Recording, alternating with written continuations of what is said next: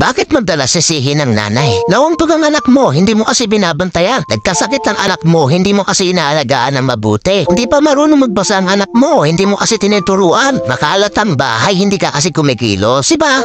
Lahat na lang sinisisi sa kanila. Hindi ba pwedeng may mga bagay naman talaga na hindi nila kontrolado? Mga bagay na hindi nila kayang pagsabay-sabayin. Hindi ba pwedeng maging mabuting ina kahit nangyayari mga ito? Kapag ang mga tatay nagbibigay ng pera, ang tingin kagad ng ibang tao, mabuti na silang ama. Pero kapag nanay ka, ang expectation, perpekto ka. Kasi kailangan mo magawa lahat ng bagay mula sa pag-asikaso ng almusal, tanghalian, hapunan, paglalaba, paglilinis at pagiging mabuting ina. Kaya kapag may nangyaring hindi maganda, may masisisi agad sila. Tao din sila napapagod. Tao din sila na nagkakamali at natututo. Tanggap naman ang nanay ang mga ito. Pero kung isisi sa kanila lahat, ibang usapan na yun. Sa mga tatay, kung concern talaga kayo, tumulong tayo sa paraan na kaya nyo. Hindi yung kung ano-ano na lang sinasabi nyo. Kaya nagpapasalamat kami ng buo sa mga taong umiintindi at nakaka-appreciate sa lahat ng mga ginagawa ng mga nanay kagaya ng nanonood dito.